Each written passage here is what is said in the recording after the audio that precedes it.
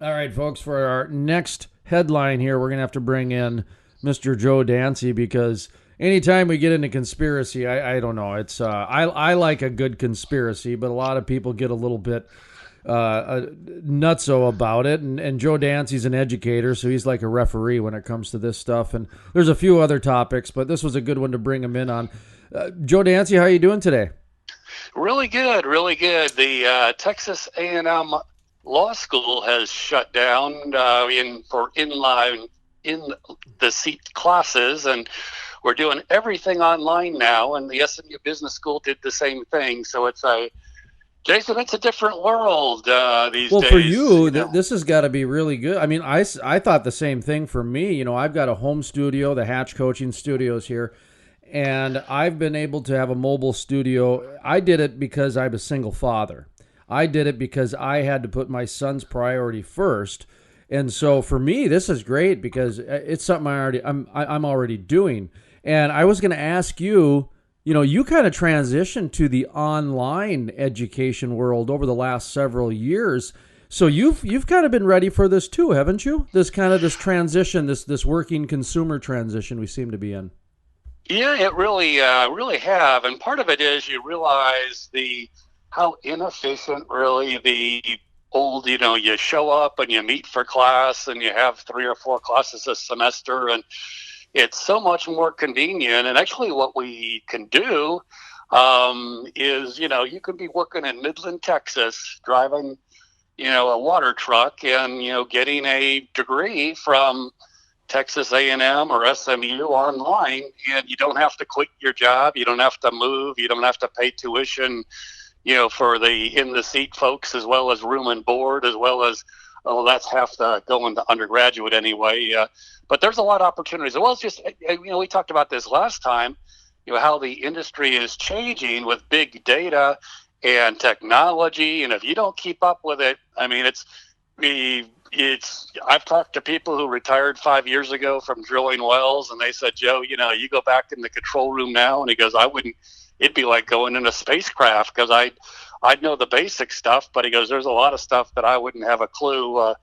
The technology, every year it gets a little bit updated. It's like getting a new computer, I guess, and new software. So it's interesting stuff. Well, this has been coming for a while. In fact, this morning I was posting some social media stuff on LinkedIn, and this round was some articles that we've done over the past and a number of different things. Because, here at the Crude Life, we not only do we do podcasts, we have radio shows, and we're also in magazines and third-party news outlets and everything. And this story that I'm bringing up was a particular one in 2013. We didn't post it, but I saw the headline and the actual magazine article, and it was the technology of the Bakken is what it was called. And it talked about remote drilling a little bit in the article. And, and the example I gave on the radio show, I don't think I gave it in the article though, was, and I believe it was Liberty Oil. Liberty Oil was the oil company in question here. But that, a worker now can live in San Antonio and go to work, come home, go to their kid's soccer game, make it home for dinner, that type of thing, and do their fracking in the Bakken. So they don't even have to really go there. Now, there needs to be a Shell crew on the wells. That'll never change. But for the most part, if you can have as many remote workers as possible, now you're talking about a shift in the quality of life to where instead of 2 weeks on, 2 weeks off, it's 9 to 5. Now, 9 to 5 is subjective in everybody's mind, but you understand what I mean. It's more of a, hey, I can go to my kid's soccer game. Geez, this is great. And I can work for an oil company. Now, that is what the direction I see this going. Your thoughts on that, Joe Dancy? Yeah, that's a really good point. And your point of you with your kids and working from home. I mean, it does give you a lot of flexibility in the workforce, and actually when you remove some of the geographical area boundaries for employers, I mean, it's if you can pick up someone from Dallas to work in Bismarck, online, more power to you. Though, quite frankly, between you and me, I mean, I'd rather live in Bismarck because I just love it up there. I love the winters and I love the outdoors. But it's but Dallas is a beautiful city. It's a great place to be, and but it does give you that flexibility as the employee as well as the employer. And I think this may be what's going on.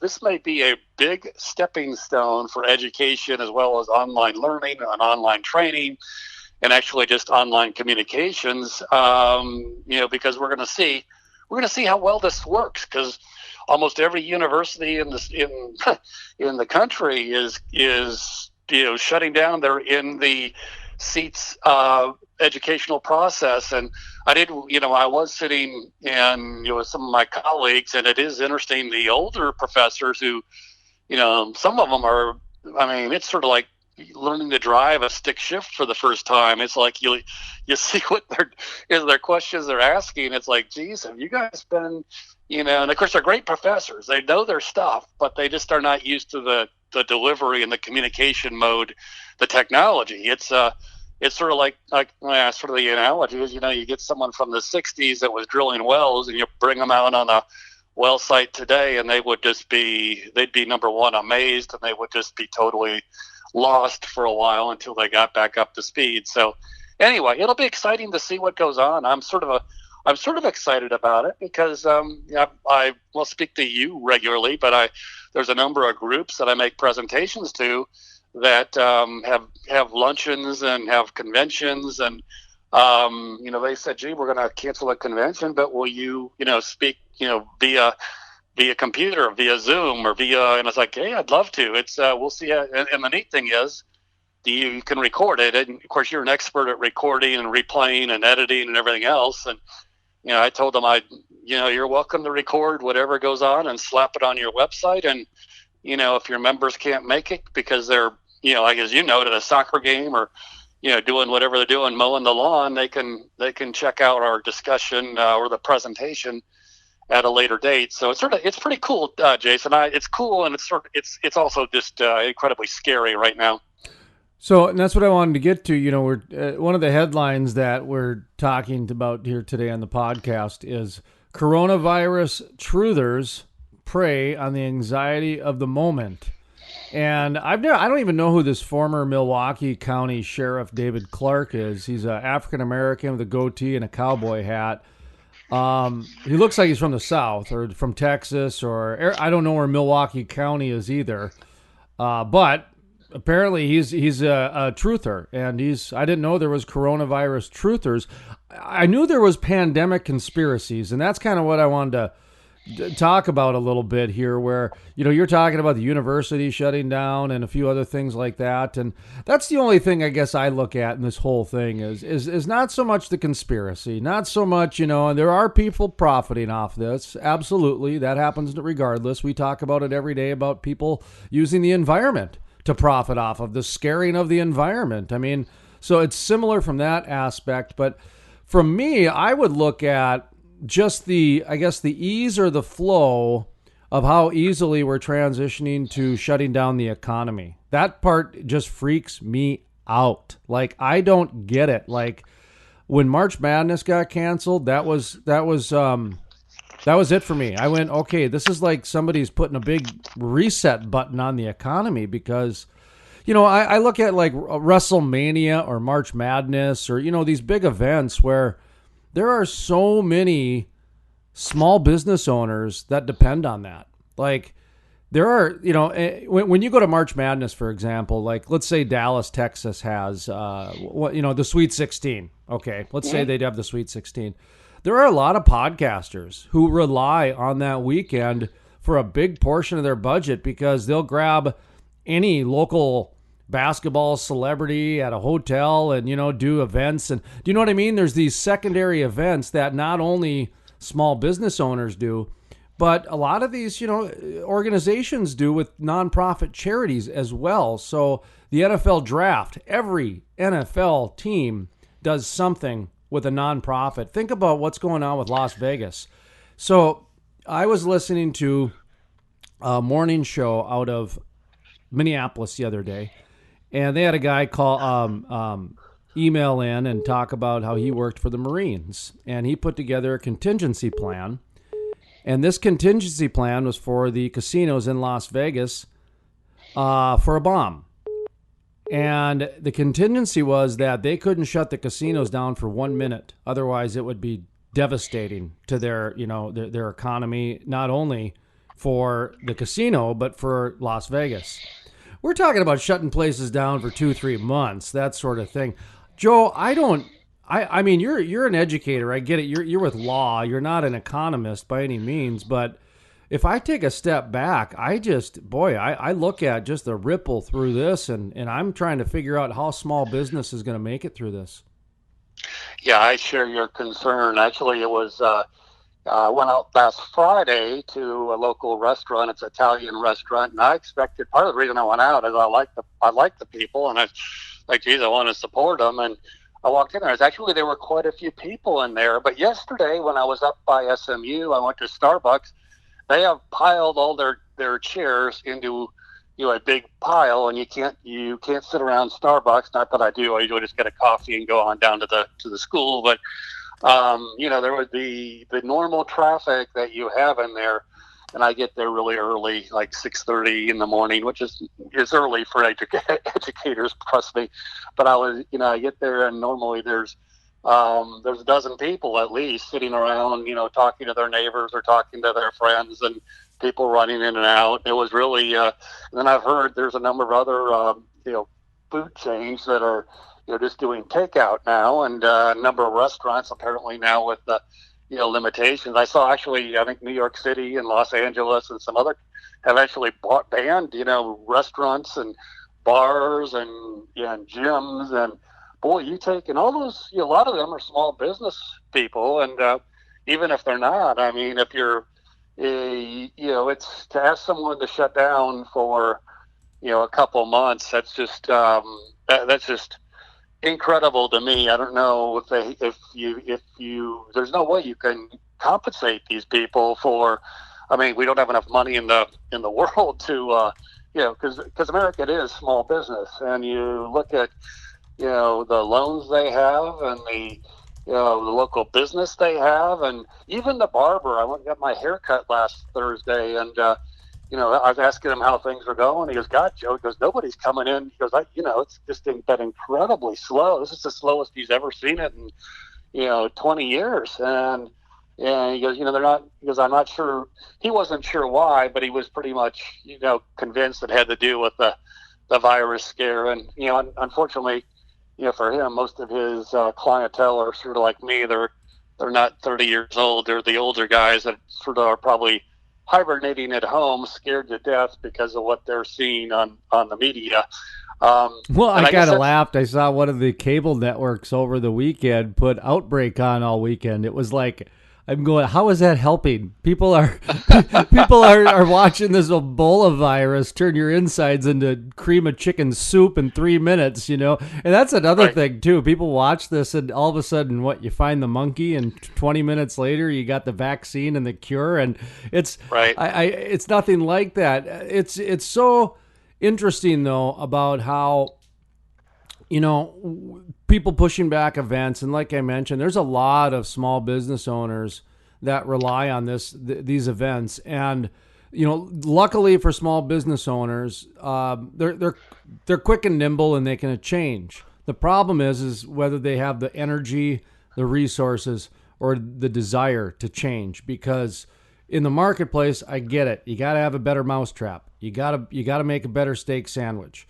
And right now, in the world of economy, things are moving around. In fact, this whole conspiracy article really is about Marco Rubio and Rand Paul and this Texas cowboy and all these guys fighting about, fear mongering and taking advantage of each other profit wise and etc. Like I said, that's nothing new there. I mean, that's been going on since the dawn of man. What I'm more concerned about is how quickly we shut down society, and how quickly are we going to be able to rebuild it? I'm not sure. That's the question. I don't know, because many of the people who made the decision and put the pressure on for these major events to shut down and for a lot of these businesses to shut down, they get a check regardless. They don't have to go out and find new business. They don't, you know what I mean? Their lifestyle is pretty good. Now, I get it. This is a serious event, etc. I get all that. I'm not trying to make light of it, but at the same time, these are real events that are going to happen that we're going to have to rebound from this some way, and I'm not sure how. Joe, I'm not trying to, rain on anybody's parade or say that this is not a serious event, because this is a serious event, but I'm wondering if this is going to be just the start of it. Well, that's a really good question, Jason. I'm concerned. Once you start shutting down, restaurants and bars and local activity, and even look at the airlines. I mean, they've cut back their flights substantially, and they're going to, downsize, and airports are the same way. It's who's going to get back on a plane next month, and it's going to take a while to rebuild the trust. Although, like you noted, I mean, it is interesting. I'm old enough to remember the Ebola virus and the SARS virus, and I remember flying up from Dallas up to Minneapolis, and back during, I think it was the SARS campaign, and getting off the plane and seeing a number of actually they're mostly foreign carriers that everybody getting off the plane had a mask on, and it's like I thought, boy, these people are certainly overreacting to. But looking at it, I mean, in their viewpoint, they wasn't overreacting. I can't remember what the SARS death rate was, but it was substantially higher than the flu and what we have. What apparently nobody knows any. That's the other thing. Nobody knows anything with regard to that. Some say, hey, the death rate with the latest virus is just a little bit worse than the flu, and then some say, hey, look at Italy, the death rate's 8%, and it's like, I don't know. And how do you plan as a businessman, but you're right. Some of the people who are, issuing the edicts that, you can't get together and you can't do this or do that. Is it science based, or is there facts behind it? And there's certainly people going to profit off it. I guarantee you. As you know, but that's nothing new. Any type of crisis, whether it's a energy crisis, hurricane, you'll have, and price allocates things correctly over time. But this is going to take some time to go work through. And like you, I'm quite a bit concerned. What the economy is going to look like on July 4th. That's if I'm sitting out in the backyard with the family and can't go off my property because they say I can't, you're not supposed to intermingle. It's stuff going to the grocery store. It's not going to be pretty. So I tell you who I feel bad for, those, and we've talked about this before, the energy industry, 70% of the energy industry, oil and gas. Sorry, I still call the oil and gas industry the energy industry. The oil and gas industry is supposed to be retired by the year 2022. So, 2023 we'll call it. So you got 70% of the industry retiring by 2023. Boy, those guys, I'm sure, have a lot of oil and gas stocks, and their other ones aren't doing very good either. Could you imagine going through their retirement right now? I feel really bad for those executives and those workers that were relying on a lot of these stocks to live a good quality of life, and now they're just taking it in the shorts. You know what I mean, Joe? Yeah, exactly. It's it is.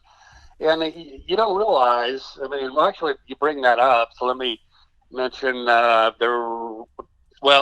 you look at any company in the energy sector, regardless, and you look at their market capitalization, and over the last year, usually 2 or 3 years, most of them have lost billions and billions of dollars in stock value, and you don't realize how much money has, or apparent value, I should say. It's not money because it's stock. So, but it's if you sell your stock, you can monetize that stock value, and stocks that were $20 2 years ago are selling for, actually, I saw someone wrote me today. Actually, it was a post on LinkedIn.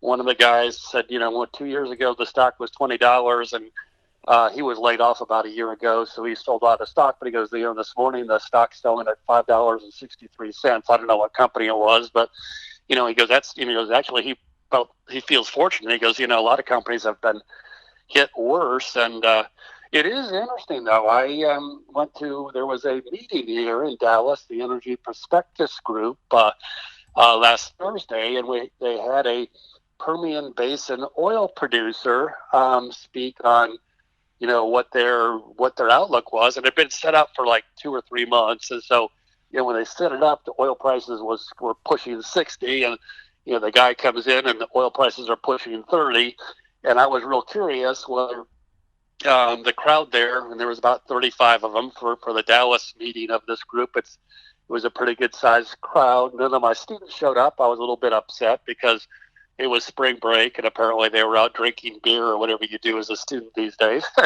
But essentially, I was wondering whether the people who showed up would be throwing chairs and telling the managers how stupid they were, and the company got up and they said, "Hey, we put our rig down, the one or two we had running, and all they're going to do is, and actually they're on the Central Basin platform, and they're conventional wells that are horizontally drilled. So they said the decline rate is like after the first year about 3 or 4%. So they said we're just going to run with the wells we have and preserve cash, and we're laid off people." And he goes, "It's terrible to have to lay off people that have meant so much to the company." But he goes, we have, there is no option at $35 a barrel. Nobody's making money, nobody. And you just hope that you can rein. And I am more optimistic, Jason. I don't want to sound too depressed. The going forward, oil at $30 or $35 a barrel globally is not viable. And so, I mean, we will see, and actually it may go the other way where, God, everybody shut down their rig. I mean, if you look, and there's some major players who have announced some major cutbacks and finally in their exploration activity. But, if you take out those incremental barrels and we start having the decline you have with shale, although globally the demand for oil has gone way down too, so it'll take a while for the supply to fall enough. But I do feel comfortable thinking that, in next December or certainly a year from July, oil prices will be, I expect, pushing $60 or $70 barrel again or more, just based on supply and demand. I may be optimistic. I mean, people have told me I'm nuts. Other people, I think Raymond James just came out with a report yesterday or the day before, and their latest is that we may be short term touching 20, but longer term will recover. And and again, they're everybody who if you forecast oil prices or gas prices, there's one thing for certain: you're going to be wrong. And so, when I mention Raymond James, a lot of people start throwing mud at me on the internet. And it's like, hey, I just happen to get their research as well as a few others. And but most of them, are short term. You can't be real optimistic with the supply and demand. Like you say, when the economy and energy use correlate so closely, when the economy shuts down and you're not air conditioning that restaurant or cooking tacos in the back, your energy use falls off and prices go down. But it all equals out in the end. But so longer term, being a year or two out, I do feel oil will not be at $30 a barrel. That's not viable for anybody, including the Saudis. Well, not only have I had a taco out of the back of a van before, so I'm not as worried about the coronavirus, I guess, as the average person. But no, I'm just kidding. Which I have actually had a taco out of a van before. No, I was thinking about that earlier, going, the things Americans eat and how quickly we responded to this is just remarkable. I will say this about the coronavirus. The one thing that does get me is when you look at the NBA, because I think once the NBA canceled the season, that was the snowball that started the whole deal. And they were going to try the fanless experience until the two players got it. And that's where I like to point out to people what's going on here. Because, when you look at SARS and you look at some of these other outbreaks that happened, the symptoms happened very quickly, so they were able to react. With this, it's flu-like, carrier. It's you're not sure if you even have it when you have it, type of a symptom, which makes it very difficult. But when you look at what happened in the NBA, those two players had it, and they were sweating and bumping up against players from the Toronto Raptors all night. And nobody else on the team got it. Nobody else from Toronto got it. So what that told everybody was that it's a sneezing and coughing disease, which means either you sneeze and cough on people or you sneeze and cough on a surface, you put it on your hand, it goes in your mouth. It's a 2-3 step process. That's why I'm a little bit surprised about just the amount of shutdown, considering, you know what I mean, as far as the and I get it. It's a strain on the system. It's a lot of it is because of the severity behind the elderly, and how much of a strain on the system it has. Between the hypochondriacs and the actual people, it does put a strain on the system. They don't have vaccines yet. I understand they're trying their first human trials as we're speaking right now. Italy, I understand that, you know, their country was quarantined basically because of the strain on the medical system.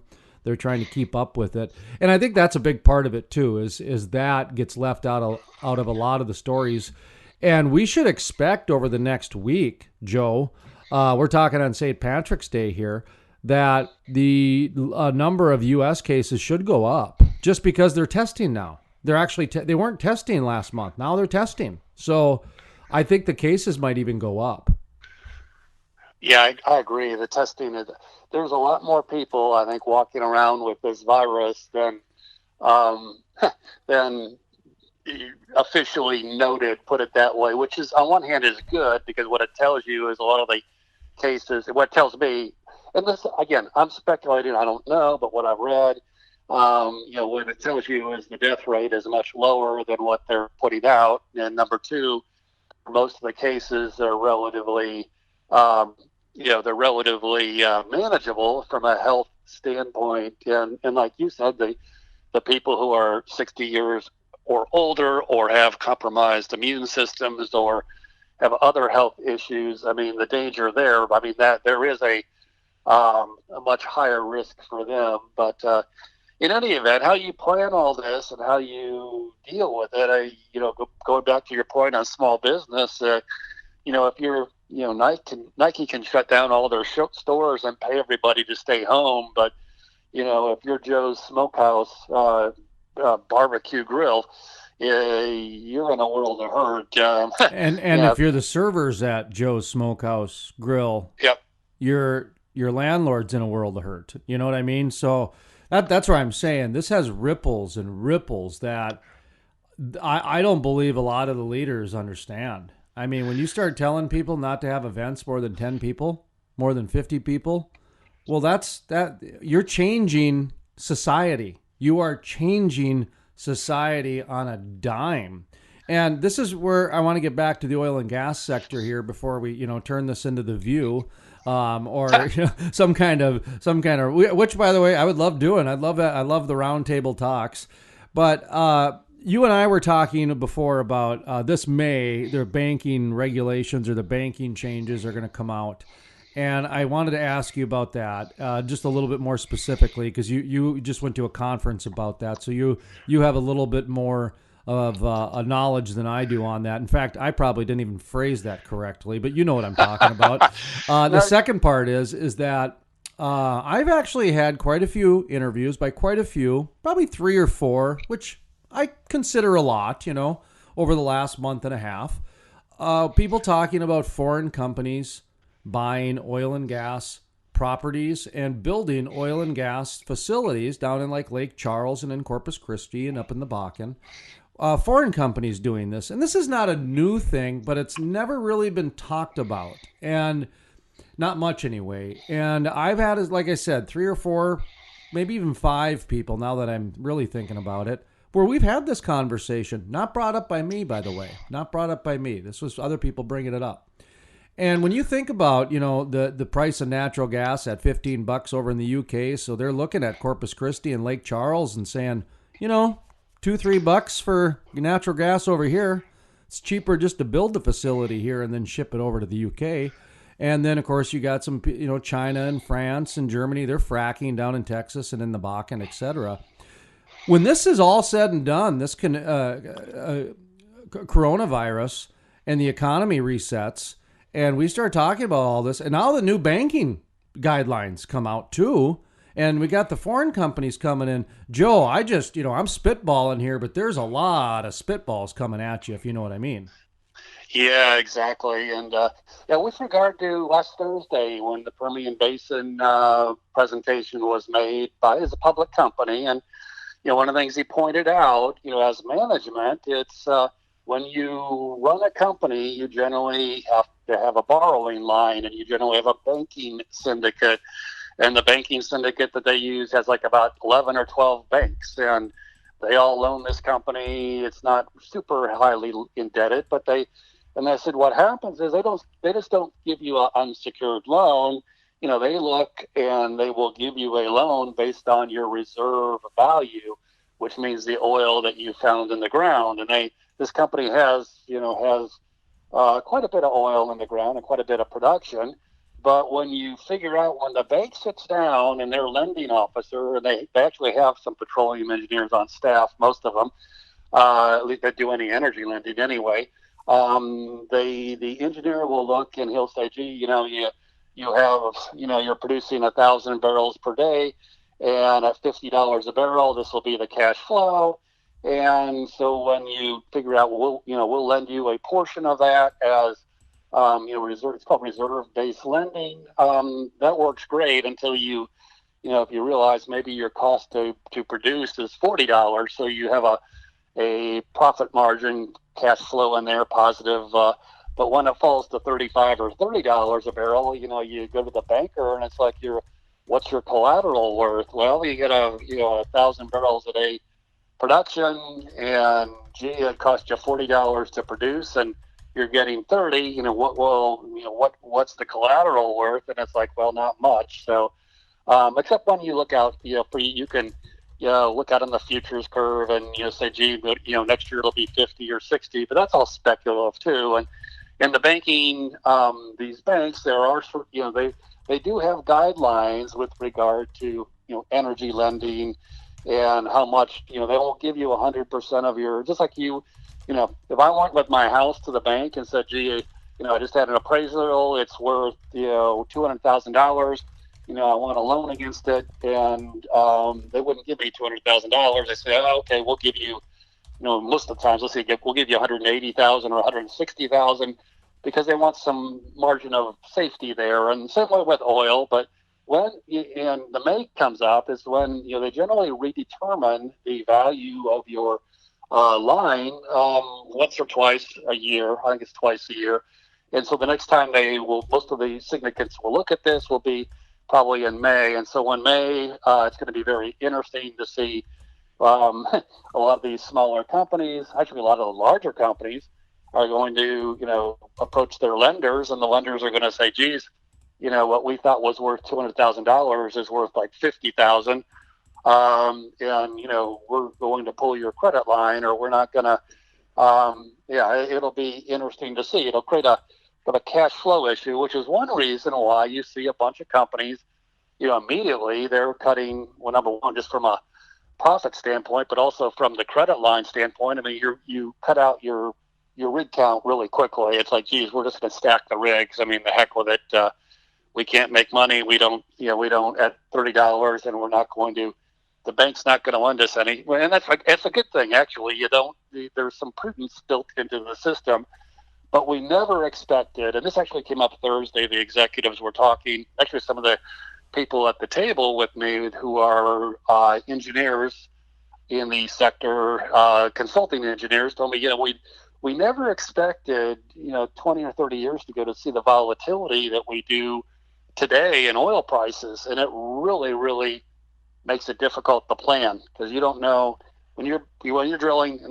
The wells that this company was drilling were only $2 million each, which is for the Permian, that's cheap, and because they're shallow wells and they're they're only a mile long. That's all the further they're going because the economics work best for that length. But in any event, they essentially said with the volatility of prices, you just can't. Who would have guessed we'd see $30 a barrel oil? No one. I mean, it's beyond the. It'll be back. Just to be It honest. will. I mean, it might be a year. And like we've talked about before in this program, the 90s, it was a decade essentially of low oil prices for a decade. So it's, really when you look at what's going on on the globe right now, it's almost like the globe is going through an oil bust. You talk about the traditional boom bust cycles of, the last well is drilled, and then that small town, well, that's Bust Town, USA. It almost is like that right now on the planet with the way everything is shut down. Boy, that's a good point. And I tell you, the other, you look at Iran, you look at Iraq, you look at, anybody. I mean, even Saudi Arabia and Russia. I mean, their internal forecast, I guarantee you, were not for $30 a barrel oil. Mexico, actually hedged their, I was told or read, they generally hedge most of their production. So they're probably selling oil at $50, but they're selling it under hedges, which means whoever's holding those hedges is in a world of hurt. Now, who those people are? Here's the bottom line, Joe. The bottom line is that 96% of what we do in today's world needs fossil fuels, from our toothbrush to our toothpaste to our wind turbines to our computers to the data centers that power our cell phones. And it ain't going anywhere in our lifetime. Now, right. the journey is a little different. The journey is a little different. Now, this is an unexpected part of the journey. Greta Thunberg and the child warriors of the ecolution was unexpected.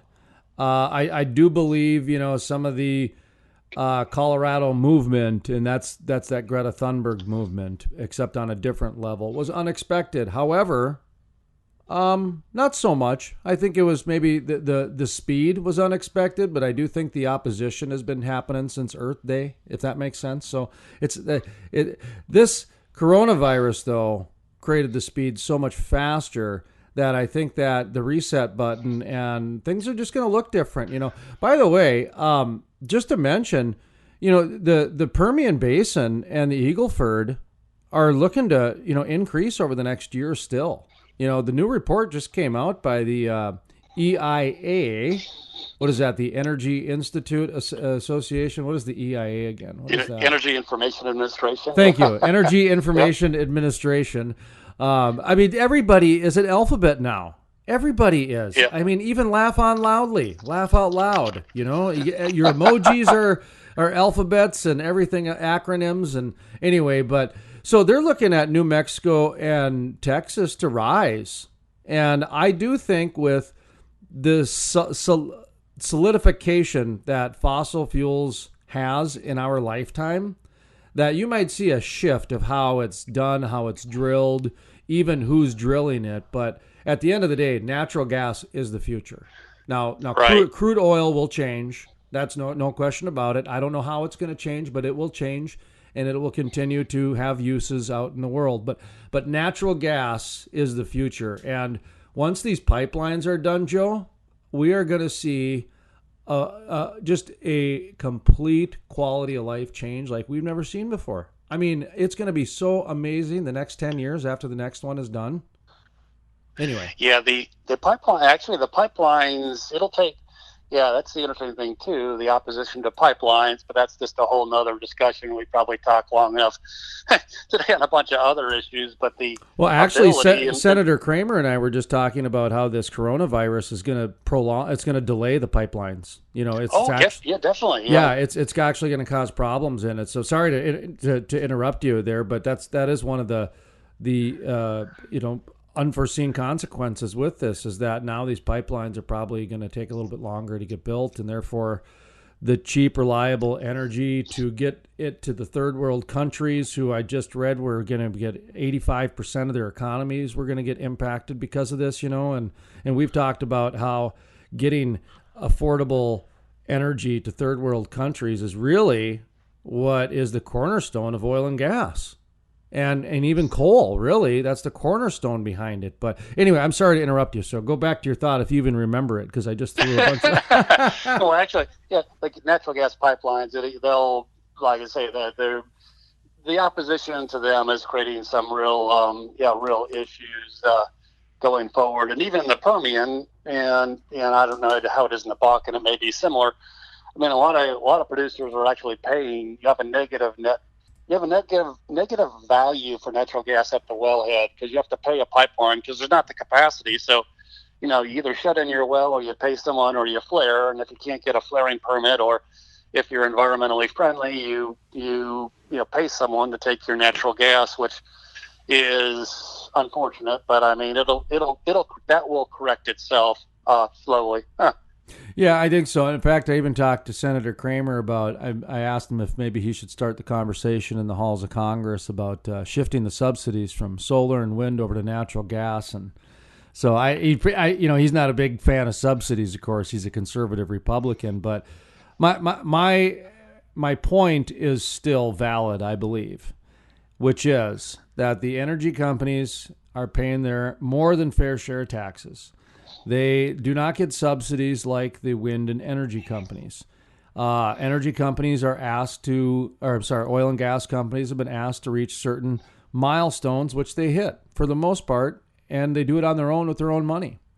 And the wind and solar companies have not met their milestones. And so my bigger picture is that, God, if we could just subsidize natural gas, boy, we'd get the problem solved in 5 years, and we'd probably end up with some new super plastic and some new way to farm like we've never even heard of, and everybody could have a greenhouse attached to their deal, and who knows, maybe it's a new water heater that's on your roof, so you all of a sudden don't have to worry about hot water anymore. I don't know. I'm thinking of just spitballing again here, but I look at if we could just transition some of that money to natural gas, and then the mineral owners would get paid on the royalties of the natural gas that's flared, and then they could go spend money at the local cafes and all kinds of things. So I just see it being such a positive. Yeah, I agree. And actually, the energy, oil and gas sector is a lot more person intensive than the renewables. So, you build a wind turbine or a solar farm, and you don't need a drilling crew. You don't need a completion crew. You don't need to go in and refract. You don't need to have a pumper go out and check every day. And which is good, because essentially what it means is these are decent jobs at decent pay that, in areas that, there's a number of people in the country would love to live in North Dakota. And most people, would think you're nuts. No offense, Jason. I'm one of them that would love to live in North Dakota, but it's, one of those deals. There's not the diversified economy that you have in Dallas or Austin, et cetera, and especially with good jobs. So unless you want to go into agriculture, and boy, that's a hard life. From what I've been told, it's everybody who's been in it pretty much has told me, they never want to go back to a farm again, which I thought was sort of interesting commentary. But in any event, you're right on the natural gas. I agree. It's a big fuel of the future for the world, and really for the United States, because we have a huge amount of natural gas, and I guess the Saudi Arabia of reserves is pretty much up, around Pittsburgh, believe it or not, in the Marcellus and Utica shales that were there for ages, and no one really knew, the amount of natural gas that was there until the fracking revolution a decade ago. Well, what do you see happening now when this is all said and done? I mean, do you see what do you see is going to happen with the energy industry? I mean, you're talking about conferences canceled. The Williston Petroleum Conference got rescheduled to September. The API gumbo cook-off got canceled or possibly rescheduled. And, I even emailed the person from API. I said, what about your monthly API meetings? Are those canceled going forward, or are you still meeting there? And so this is going to impact the energy industry in ways like we've never seen before. I mean, a lot of these guys and girls, they rely on these industry events for their sales. I mean, I can't imagine going back to cold calling. Oh, geez, man, trying to get somebody on the phone nowadays, I couldn't even imagine that. Trying to get somebody over email, it's much easier to walk up to them and shake their hand and buy them a drink. Yeah. Those conferences, though, they're really. Joe, I don't want to work. I want to go on the field trips. Come on, give me a per diem and send me out to a field trip. The conferences. I mean, they are Yeah, I'm the sorry, Joe. messages Are you are close. processing now that you got to work? You're like, hey, I'm that guy. I'm processing all this. Yeah, yeah. I'm the guy that gets Anyway. the per diem and goes to the field trips. Anyway, it's interesting. I don't know, Jason. Going forward, like I say, I do think that I want to tell you, natural gas prices and oil prices at the current level are not sustainable, even at low economic activity levels.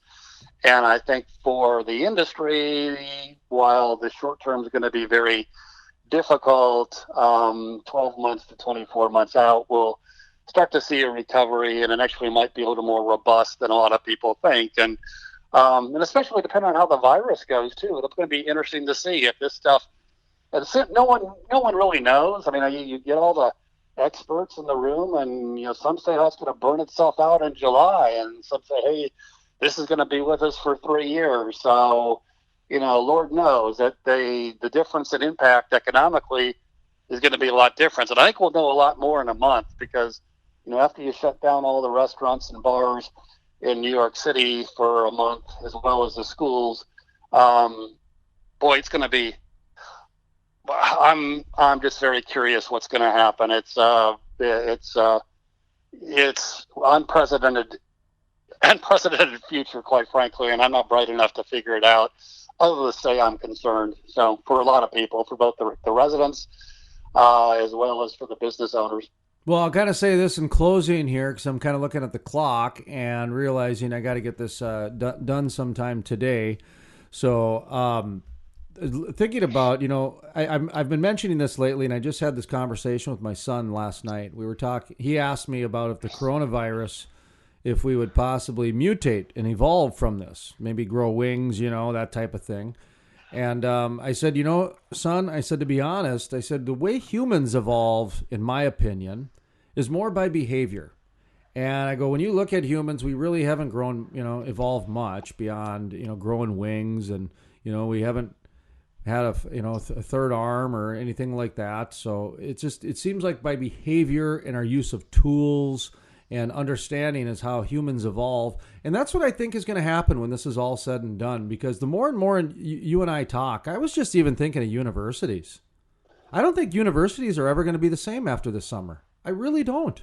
I think there's going to be such a increase of online education that the universities are going to be forced to have to change their current business model. And, when you think about it, if Rip Van Winkle woke up from his slumber of 100 years, our education system would probably be one of the only things that looks the same from 100 years ago. That's a real good point. I mean, actually, you go on campus, you see all the buildings, and you also see how, just a function of logistics to see how inefficient it is that, you need these classrooms, but they're used maybe 10% of the time. Because, I mean, the entire summer, you only have, the summer classes there. And then, you have a class that's, goes for an hour and a half, and then there's a hour break, and they put another one in there, and maybe 3 classes per day. It's like running, back in the days, I used to be I loved ice hockey, and I used to play a little bit, just just competitively, but not anything major. But essentially, if you run an ice arena, you have the same issue where, from 3 o'clock in the afternoon till maybe 10 or 11 at night, you've got a lot of people. But after that, your facility is underutilized. It's the same way with the universities and their real estate. And of course, everybody wants these days to have the state-of-the-art gym and the state-of-the-art football field and the state-of-the-art medical school and business school and law school and biotechnology school. And so they all build new buildings. And you look at the economics as well as dorms. The dorms that you and I would have stayed in at University of North Dakota if I went there, but I went and visited my own old dorm that was built in 1970, I think. And at the time I thought it was beautiful. Now I went back and it reminded me of a jail cell. Right. And just because, that's what you were used to. But you look at it, and the online is so much more efficient. And you got a guy like me who can teach online, in Kansas, in Oklahoma, in Arkansas, in Michigan, in Texas. I mean, via Zoom and some of the other technology they have. And actually, our online program at Texas A&M, we have students from at least 24 states that are taking getting a master's in energy law, and so you have people, which is great. Number one, great to teach, so they get exposed to your program, but it's also great for the classmates and the teacher, because essentially I got people that can talk about the Bakken, people that talk about the Permian, people that can talk about the Marcellus. And so if we're talking about oil and gas leasing and producing and paying royalties, you get information real time from all over the country, which is really pretty cool. And then a lot of times when they graduate, if they link together as classmates as well as with the professor. And actually Sunday I took one of my ex-students from Oklahoma out. He was in Dallas for a wedding, and he's out in Amarillo now practicing both energy and agricultural law out there. And I got to visit with him and find out what's happening in the Texas Panhandle, which is it's god awful beautiful, but I think I'd rather be in North Dakota, Jason.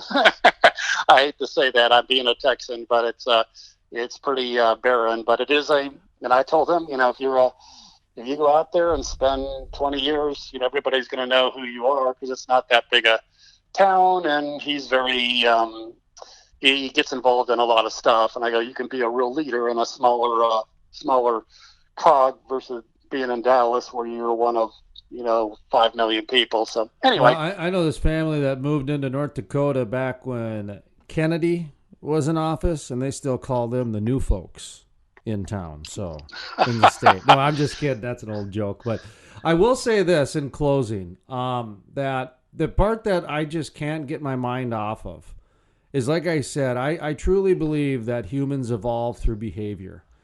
And right now, I just can't get over, this is a time of evolution for us on a lot of levels. Okay, not only are we evolving in terms of how we're looking at the planet and how we're looking at a lot of different things, but humans have always gravitated together in groups, from the Roman gladiator days to armies to, just Woodstock. Humans have always been gravitated to safety in numbers, if you will.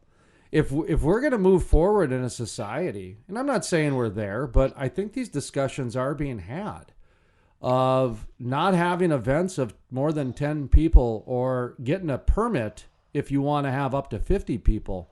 That's going to change human behavior, Joe, because we're not used to that. And if we're going to have a party of 20 people and we got to call the county to get a public health certification permit, those are real discussions that have already been had. So that's how I'm looking at this, is that I see how humans are just going to probably evolve through this. Really. Anyway, there's your deep thought there for a St. Patrick's Day, but really, yeah, and I agree. I agree with that.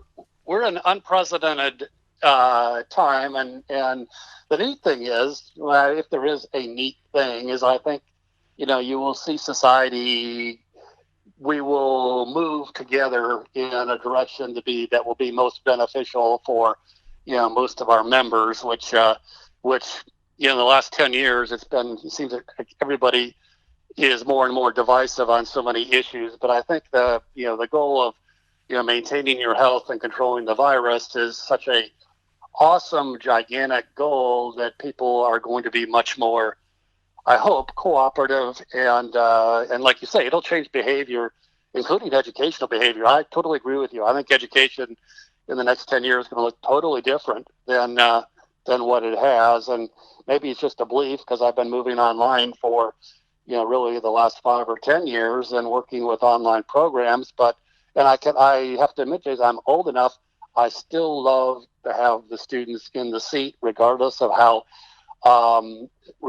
inefficient it is, because you get the immediate feedback.